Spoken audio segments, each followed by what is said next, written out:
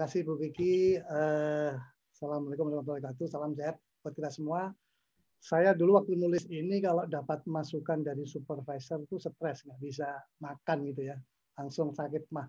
Tapi hari ini masukan teman-teman, sahabat-sahabat malah membuat spirit menjadi imun, saya tambah imun dengan masukan dari Pak Robert, dari Pak Made, Pak Prima, dan Pak Dekarwo ya. Artinya memang tidak ada yang sempurna dalam tulis buku ini ya. Kita bisa beda cara pandang, paradigmanya melihat buku ini. Kalau saya misalnya orang institusi itu ya positivism, ya phenomenological, ya mix gitu ya. Mungkin Pak Robert lebih fokus pada positivism. Ini memang buku ini menarik kalau theoretically sebagai underpinning ditaruh di depan lalu diberikan kasus-kasus. Baik sekali saya menerima itu Pak Robert. Terima kasih. Nanti kita teruskan di Pullman ya sambil makan-makan gitu ya. Oke, yang kedua, saya juga tertarik Pak teman-teman semua. Tadi Pak Ari Dipayana, staf khusus presiden koordinator, sudah memaparkan baik sekali ya dari transformasi ekonomi berbasis institusi change itu ya. Nah, buku ini menginspirasi bagaimana kita memprediksi transformasi ekonomi ke depan. Nah, kenapa saya milih institusi? Saya memang dulu tuh galau, Pak. Betul Pak Made, betul Pak Robert, betul Pak Prima mengenai Indonesia itu kan mengalami big bang change ya. Negara yang dulu otoriter menjadi negara yang demokratik gitu ya. Kemudian negara yang sentralistik berubah menjadi desentralistik. Nah, kualitas rule of the game yang dikatakan Pak Made, kalau Pak Made melihatnya kayak terburu. Kalau saya kualitas rule of the game-nya yang harus kita benahi. Nah, kegalauan saya begitu, Pak. Kenapa kegalauan itu muncul? Karena memang kok dari dulu korupsi ini terus evolusi ya. Ada path dependent teori yang saya masukkan. Path dependent itu Douglas North, seorang nobelis ekonomi institusi, mengatakan apa yang terjadi masa lalu, masa kini, masa depan berulang-ulang terus gitu ya. Termasuk yang tidak produktif tadi. Javanese culture, kita tahu kerajaan Mataram dulu struktur hierarkinya seperti itu ya. Kemudian diteruskan lagi Indonesia setelah VOC, kemudian Jepang, kemudian Orde Lama, Orde Baru, Orde Reformasi sampai sekarang ternyata cultural yang unproduktif tadi, informal ya, budaya-budaya informal kok masih berlanjut terus-menerus. Padahal Pak Jokowi sama revolusi mental misalnya. Nah ini juga saya teliti kenapa ya, kalau orang punya kekuasaan sebagai eksekutif, berpretensi seharusnya dia kan tadi Pak Mari bilang mengayomi gitu, membuat pelayanan, pamong praja, bukan pangreh praja. Kalau seorang birokrat kita menduduki posisi baik di level sentralisasi, desentralisasi, kalau budaya seperti itu berarti perilaku yang saya katakan aturan main yang informal tadi justru tidak produktif. Kita tahu tadi Pak Made ada rent seeking, lalu Pak Robert juga menjelaskan ya ada bribe ya. Nah itu budaya terus-menerus kok berlaku. Kenapa berlaku? Karena saya coba mencari suatu teori yang namanya institusi. Institusi beda dengan organisasi. Institusi adalah aturan main bersifat formal maupun informal berserta aturan penegakan formal maupun informal. Kalau rule of the game, kualitas institusi bisa dilihat dari situ. Semuanya berjalan dengan baik, tidak decoupling, yang formal begini, yang informal tetap ke sana gitu ya. Nah, ini yang harus kita betulkan. Saya setuju transformasi ekonomi yang dikatakan Bro Ari tadi, institusi tidak sendirian, ada infrastruktur, ada sumber daya manusia, champion leadership, ada juga revolusi industri tadi ya, industri dan seterusnya, sampai kepada regulasi. Nah, masukan Pak Robert, Pak Made, Pak baik sekali untuk menjelaskan antara teori dan kasus-kasus desentralisasi. Hal yang menarik memang saya yang ini di negara-negara dalam buku saya jelaskan ada yang positif hasilnya desentralisasi ya, tapi juga ada yang belum optimal. Kita bicara krisis Rusia, Universitas Rusia dulu krisis karena proses desentralisasi yang tidak berjalan dengan benar. Kita lihat negara Eropa Tengah, Eropa Timur, Asia Tengah, negara Karibia, ditulis World Bank dan para peneliti. Kenapa? Karena kualitas institusinya nggak lengkap. Formalnya oke, informalnya mungkin tidak mendukung atau malah counterproductive. Nah, government seperti ini menurut siapa apa itu penulis yang mengatakan Lewis gitu ya atau North kelompok itu bahwa negara yang baik itu jangan predator tapi kontra kepada kemasyarakatan, kemakmuran. Nah, negara yang predator ditulis di situ orang-orang yang melakukan elite captures, pemodal, kelompok eksekutif, kelompok politisi, ya, even kelompok-kelompok penegak enforcement gitu ya, oknum-oknum ini. Nah, ini kalau menciptakan elite captures, yang dirugikan adalah pertumbuhan ekonomi, yang dirugikan efisiensi anggaran, yang dirugikan pembangunan infrastruktur.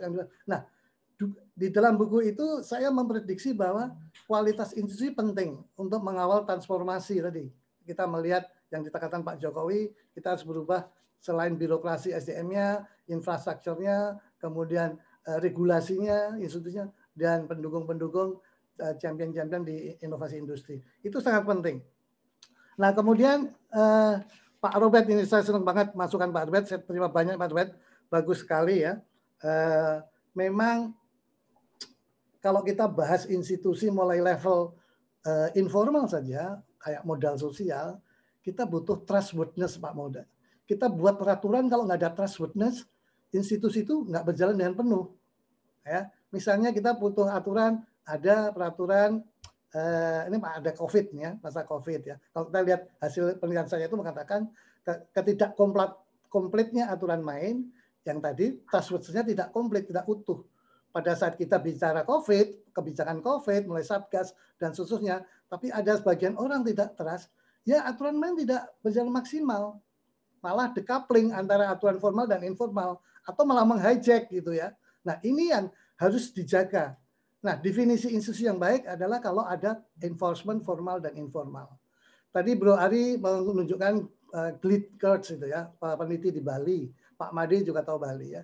Di Bali ada aturan adat, ada desa adat itu ya, level yang lebih rendah ya. Di sana aturan formalnya otonomi desa formal ya, melalui undang-undang otonomi daerah oleh Pak Made, Menteri Depdagri. Tapi di desa mereka tidak punya aturan desa. Awe-awe, bendesa adat. Sehingga apa? Pada saat aturan formal tidak berjalan penuh, di sisi enforcement, ada enforcement secara sosial. Ya. Tadi Pak Dekaro menyebutkan, sosial itu misalnya bendesa adat bisa melakukan check balance secara adat. Bisa sanksi adat kalau orang melakukan perbuatan pengelolaan dana desa misalnya. Ya. Kalau ada sanksi adat, berarti enforcement informalnya berjalan dengan maksimal. Enforcement formalnya berjalan tapi tidak maksimal gitu ya. Nah, makanya harus coupling antara aturan formal dan informal. Sehingga definisi institusi itu akan kualitas dari peraturan ini bisa berjalan baik. Nah, bagaimana memasukkan informal ke formal yang terus menjadi luas, memasukkan unsur disiplin ilmu sosiologi, budaya dan lain-lain. Nah, ini yang menarik. Yang kedua, Pak Robert tajam sekali melihat bahwa bagaimana perkembangan NIE sendiri, New Economics ya. Ya, kan tadi sebetulnya ada old institusi, ada neoclassic economy, ada new economic. Yang old almarhum kita bisa bicara Edi Swasono, Mubiarto almarhum, Pak Mubiarto atau Pak Aceh, mereka memasukkan unsur humanisme ke dalam teori neoklasik.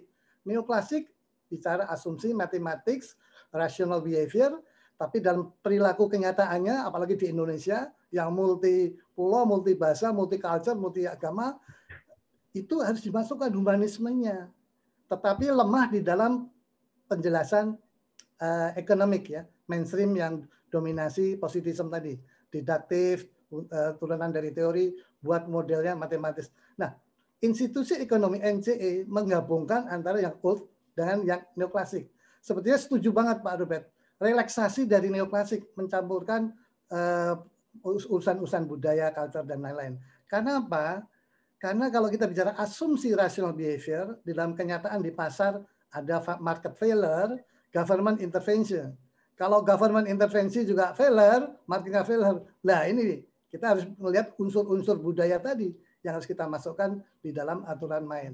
Nah, menarik untuk kita melihat. Kemudian kita masuk ke desentralisasi dan governance. Saya sepakat Pak Made ya. Tadi Gati dan beberapa penulis mengatakan memang otonomi kan dulu waktu heavy-nya, lokusnya di politik, di eksekutif, yang banyak korupsi, yang punya power. Korupsi kan definisinya monopoli dikalikan diskresi minus accountability. Pada saat heavy-nya, lokusnya di eksekutif, monopoli diskresinya terlalu kuat, accountability-nya lemah, sehingga abuse of power ada di eksekutif. Kemudian otonomi daerah bergeser di tangan daerah, politik menjadi panglima gitu ya. Nah, heavy-nya akhirnya kembali ke politik karena lemahnya accountability, lemahnya tadi Pak Made bicara check and balances ya. Akibatnya dominasi ya, dulu eksekutif melakukan korupsinya dulu masih kuat, sekarang sudah diperiksa DPR, DPRD tentunya lebih hati-hati atau bicara atau menggunakan teknologi canggih di dalam melakukan abuse of power. Bergeserlah setting the power, bergeserlah setting of abuse of power.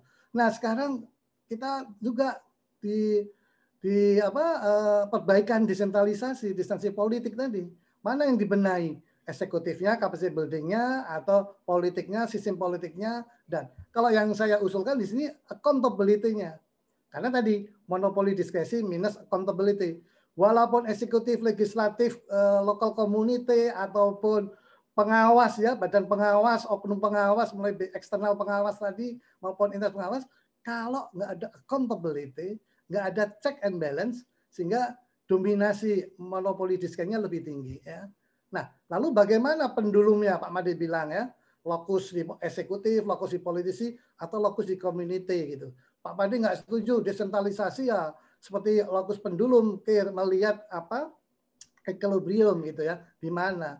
Kalau saya melihat dari kacamata kualitas institusi, undang-undang otonomi daerah maupun pembangunan keuangan pusat daerah, itu kalau zigzag pattern, sentralistik, desentralistik, sentralistik, desentralistik.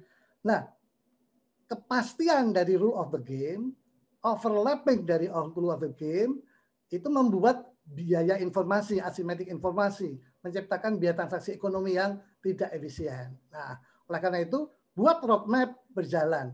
Kita memang terlalu big bang change ya. Saya setuju Pak Made. Terburu-buru big bang change. Tentunya harus ada roadmap, gradual change ya. Kita sudah lakukan desentralisasi politik, desentralisasi administrasi, desentralisasi fiskal. Kita belum pernah bicara desentralisasi kewenangan misalnya, ekonomi gitu ya. Nah, bagaimana kita membuat roadmap ke sana itu? Pak Jokowi sudah bisa menggeser lokus dari Jawa ke ibu kota baru misalnya, dari Jawa ke Indonesia, dari barat ke timur, ke laut dan seterusnya. Itu transformasi ekonomi. Tapi aturan main formalnya dan informalnya beserta aturan penegakannya harus bisa menciptakan struktur insentif bagi pelaku-pelaku di ekosistem itu. Kalau aturan main tidak menciptakan struktur insentif, ya nanti tidak akan baik gitu ya. Nah, kembali ke Pak Prima ya, Pak Prima setuju Pak Prima.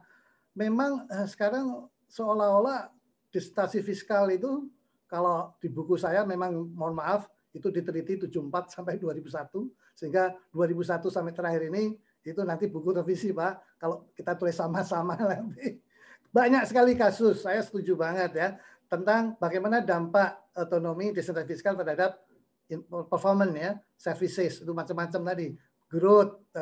Tapi tetap aja kota lebih favorable ya.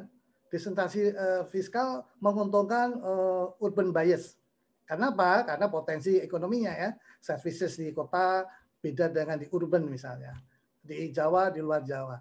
Tapi alhamdulillah Pak, tadi Pak Prima mengatakan kan ada ekualisasi vertical imbalances kepada horizontal imbalances dengan transfer tadi ya. Saya setuju transfer. Tapi penggunaan transfer sudah di-earmark untuk apa itu OPEX, operate expenses rutin ya, untuk belanja pegawai, tidak untuk CAPEX karena CAPEX-nya terbatas tadi cuma 2%. Nah, bagaimana ini rule of the game sehingga saya membacanya ya antara disertasi otonomi politik, administrasi fiskal. Kalau jadi rule of the game yang terintegrasi itu memberi maksimisasi rule of the game, kepastian, predictable, uncertainty, dan biaya transaksi yang lebih baik ya. Kalau klasik kan asumsi rasional sehingga kita katakan itu efisien. Tapi dalam kenyataan kan behavior tadi, behavior. Dan Pak Lobet sangat tajam memberikan, nah itu kan teorinya Simon untuk behavior economics ya. Nah, behavior economic di dalam masyarakat yang memang harus penuh dengan tadi budaya informal, sosiologi, cultural, religion sangat menentukan itu semua.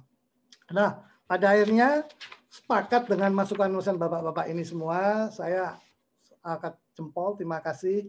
Dan memang buku ini itu dulu tesis di dalam desentralisasi. Saya dulu melihat dari perspektif institusi, penelitiannya memang terbatas pada 74 sampai 2000, tapi isunya dan prediksinya masih kuat untuk memprediksi apa yang terjadi besok yang akan datang melalui kacamata institusi, kualitas rule of the game. Nah, NIE mulai difokuskan bicara modal sosial informal level pertama. Itu sulit berubah, sangat lama berubah ya. Kemudian untuk merubah diperlukan the first order economics institutionnya adalah mengatur undang-undang formalnya. Kita punya negara konstitusi, Undang-Undang 45, kita punya pasal 1232 tentang ekonomi, kita punya undang-undang, kita punya peraturan pemerintah, kita punya presiden, kita punya Perdana Menteri, dan seterusnya. Rule of the game baru bicara hak dan kewajiban. Saya kritik kualitas itu harus jelas. Kalau kita pinjam teori property right, hak kewajiban harus clear. Bagaimana kalau hak kewenangannya belum clear antara pusat, pemerintah, kabupaten misalnya, antara eksekutif, legislatif, yudikatif misalnya, antara korporasi, government, community misalnya ya. Nah, saya sepakat dengan perubahan institusi ini. Sebenarnya kalau kita melihat kacamata ekonomi, apakah kebijakan kita itu sifatnya ekstraktif atau demokratif? Tadi saya setuju, Pak Prima, Pak Made, Pak Robert, kemudian Pak Dekarwo yang mencontohkan ya kebijakan yang bisa mensejahterakan orang banyak, ya inklusif tadi yang dikatakan Bro Ari tadi, yang pertama tadi di dalam keynote speech ya. Nah, kebijakan yang bisa dinikmati orang banyak tadi tidak sekelompok orang, baik di kebijakan politiknya, kebijakan administrasinya, downsizing, shortsizing. Saya senang sekali dulu Pak Made bikin struktur gemuk, miskin fungsi kir, atau miskin fungsi gemuk struktur atau sebaliknya dulu ya. Itulah adalah efisiensi. Nah, kita harus mulai menata kualitas-kualitas, tidak bisa terpisah dari fiskal saja, tidak bisa terpisah dari administrasi saja, Kementerian Dagri tidak aja terpisah dari sisi politiknya gitu ya. Karena fungsi, nah saya mengajak berbicara lagi masalah unsur kebijakan yang bersifat desentralisasi resource atau kewenangan. Apalagi membagi ke Indonesia bagian tengah dan timur. Bagaimana kalau kewenangan tidak diurusi di Tanjung Priok misalnya. Semua ekspor impor harus melalui sana, harus melalui Singapura. Apakah kita bisa menggeser kewenangan Jawa Timur? Sudah. Apakah kita bisa menggeser kewenangan di Makassar misalnya? Nah, kewenangan kan sudah Pak Jokowi sudah menunjukkan adanya ibu kota baru untuk menarik lokus, gratifikasi aktivitas ekonomi, resource ekonominya, services financialnya kalau mulai diperatakan itu akan menjadikan kebijakan desentralisasi lebih komplit, lebih utuh gitu ya. Dari kacamata check and balances. Institusi yang baik, yang asimetrik informasi, bounded rationality, meminimisasi moral hazard ya. Seeking with the gule katanya Pak Robert tadi ya, kalau bounded limited irrational to do so. Tapi yang nakal ini, yang tahu institusi, membuat institusi, tapi mementingkan kelompok elit-elitnya. Sehingga kebijakannya ekstraktif aja terhadap pertumbuhan ekonomi. Tidak demokratik, tidak membagi distribusi kewenangan, aset, kesejahteraan, ya, kemudian property right yang diatur kebersamaan antara pusat, provinsi, dan daerah. Mungkin hal-hal yang itu yang perlu kita fokuskan untuk ke depan, dan untuk Pak Prima, memang ke depan desentralisasi yang terkait dengan pembiayaan, kewenangan ya, kewenangan pusat, provinsi, kabupaten, kota dalam mengelola dana-dana yang idle itu mungkin perlu difokuskan untuk pertumbuhan ekonomi atau kualitas pembangunan di. Terakhir, terima kasih panjang lebar Pak Decarwo, champion-champion sudah banyak saya catat. Bapak yang tadi sudah punya terobosan bagaimana imigran, bukan imigran ya, remuter orang-orang Jawa Timur yang kerja di Provinsi Kalimantan Timur ya, di Balikpapan. Bagaimana kerjasama perdagangannya, surplus apa di Kalimantan, surplus apa di Jawa Timur, sehingga perdagangan surplus devisa antar daerah. Kemudian dengan NTT, Bapak melakukan hal yang sama dengan luar negeri. Nah, ini champion-champion ini kan inovasi, leadership. Jadi di dalam regulasi yang diatur pemerintah, tapi ada terobosan inovasi. Tapi kalau kita lihat tadi yang dikatakan Pak Made, Bu Ari, ada Jembrana, ada Sidoarjo, ada kami, semua champion-champion kok ditangkapi KPK gitu ya. Nah, berarti institusi rule of the game tidak hanya sekedar enforcement, tapi ada edukasi dulu ya, mengeducate. Artinya apa? Struktur insentif ini selama tidak melanggar undang-undang yang lebih tinggi, masih ada room untuk melakukan inovasi-inovasi, itu yang harus kita beri champion. Misalnya Pak Prima memberikan, kalau tadi Pak Prima, kalau DAU-nya tidak digunakan dengan baik, kita akan ada penalti. Ya itu kan stake yang untuk enforce ya, stake ya. Carrot-nya mana insentifnya? Kalau menggunakan baik-baik, tentu harus ada insentif gitu ya. Sudah dilakukan, saya yakin. Kemudian keuangan dengan Bappenas mencoba memetakan champion-champion.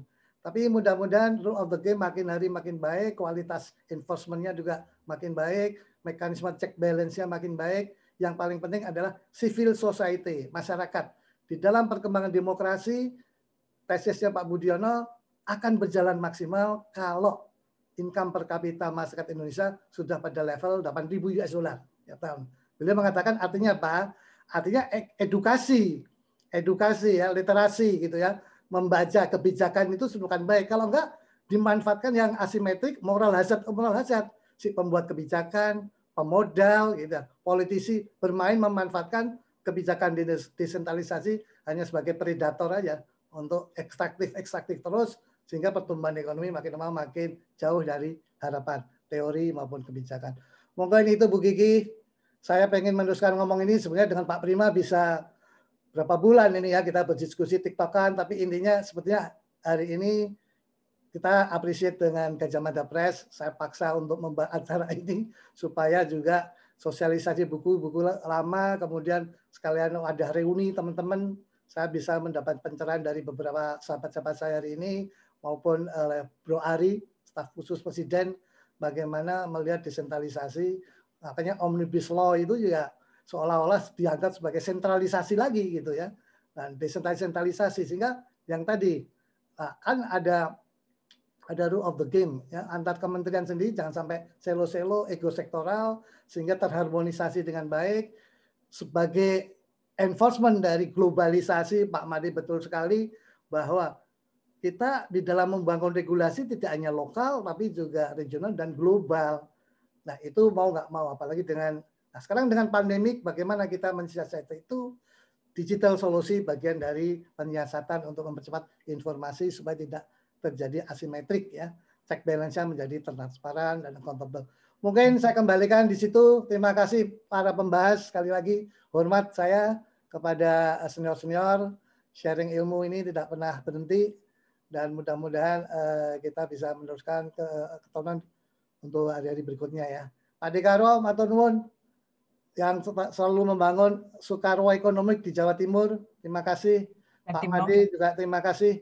Jangan berhenti membaca, mengkritis ya.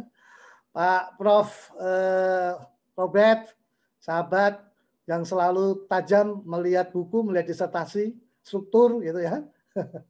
Dan Pak Prima, terima kasih. Walaupun salah tempat Pak, tapi Bapak orang the right man on the right place gitu ya. Direktur Prima Nusantara. Baik Bu Kiki, saya kembalikan.